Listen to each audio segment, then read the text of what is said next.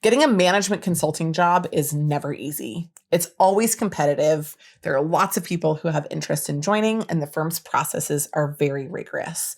But it's especially difficult in times where there is an economic downturn. Now, there is one misconception about consulting firms, and that's that in an economic downturn, they don't hire. Totally false. Every single firm continues to hire, but they just slow the process way, way down. The reason that people think these firms might stop hiring is that the firms offer their services from human capital-driven organizations. And if they don't have a demand for services, you would think they would need fewer people. That's true. But in the balance of things, they never want to cut off the pipeline to grow the firm over the long term. And so every firm is balancing short-term challenges with long-term vision.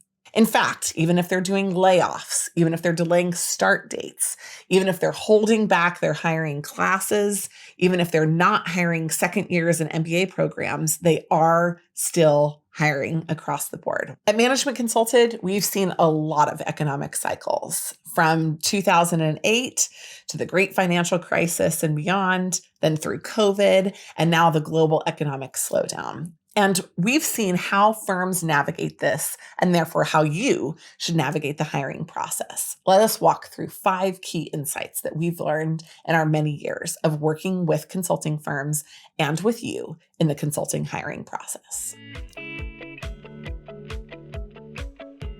Number 1, it is nearly impossible to get into consulting without networking in an economic slowdown. Why? Because networking is the primary litmus test of whether or not somebody would be a good cultural fit with a firm before they demonstrate their skills and abilities.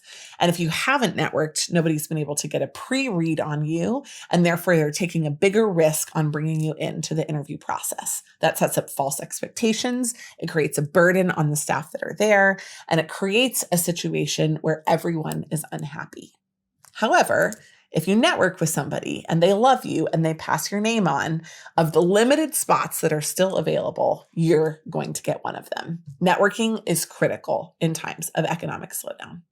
But it's not just about networking to open a door, but it's about networking to find which doors you need to open. And networking to find doors that could be open to you in an economic slowdown are absolutely essential.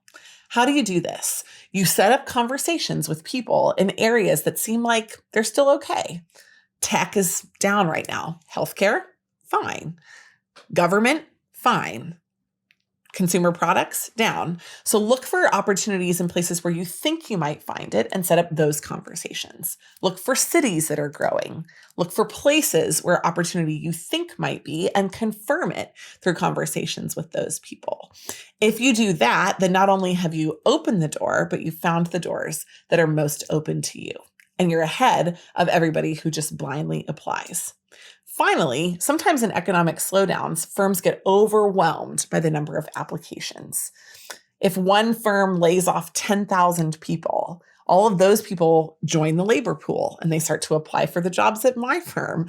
And then I have 5,000, 6,000, 7,000 applicants instead of 1,000. That overwhelm in my system will cause me to stop posting my jobs entirely. I'll go entirely to a referral-based system or a private process. And so if you don't know how to open the doors or how to find the doors, you won't be able to be successful in an economic slowdown. Number 2, work experience is work experience. It's important that you become a little less choosy in an environment where you're in an economic slowdown. There's one thing nobody wants to see on your resume, and that's a huge honking gap. I'm not talking about a fun gap where you go traveling for a few years or where you try to build a startup. I'm talking about a gap where you're looking for a job that needs to be just a little bit too perfect and you're building no skills in the meantime. Firms want to see that you're working, that you're active, that you're growing, that you're being trained, that you're trying new things. And so being flexible about the firm type that you're looking at, about the location, about the industry, about the skills that you'll be building, even about the level that you'll join.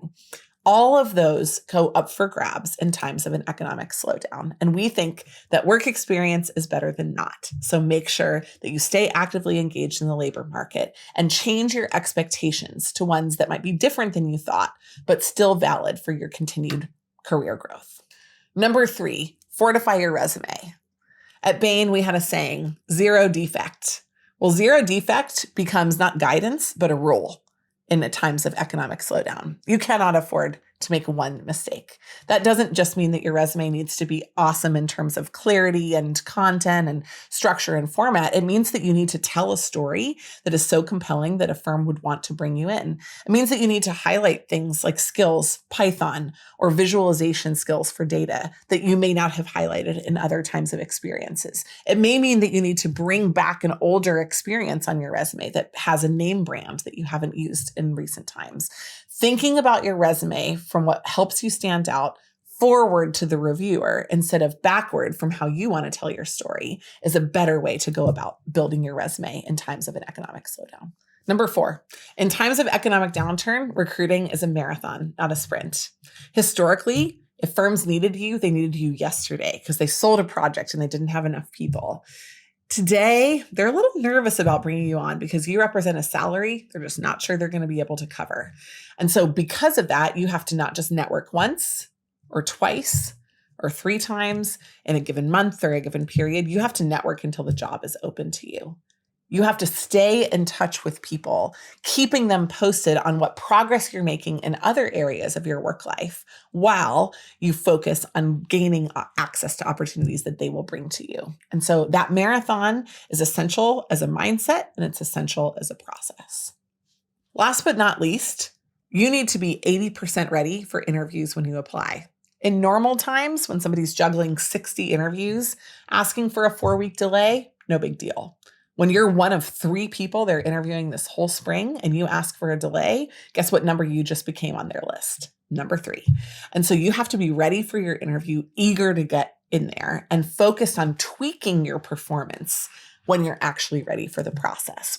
What we see at Management Consulted in the cycles that we've been through is that in times of economic downturn, it's more important to be ready, which means that you often start earlier and concurrently with your networking process instead of doing them in order. Understanding that you'll have to stack experiences like networking and building a resume, maybe gaining more experience and then re-networking and prepping for interviews all at the same time changes the way that you might navigate through this process. And it's important to set expectations appropriately. Times of economic downturn are uncertain. Nobody knows what the future will hold. And in reality, it's always true, but sometimes this time can feel the most rocky. If you want somebody to help you navigate through an already uncertain, challenging landscape, we're the best of the best. We've worked with over 10,000 people to go through the process to help them break into consulting. We've done it in good times and in bad, and we'll help you break in to the best of your ability. We'd be honored to work with you.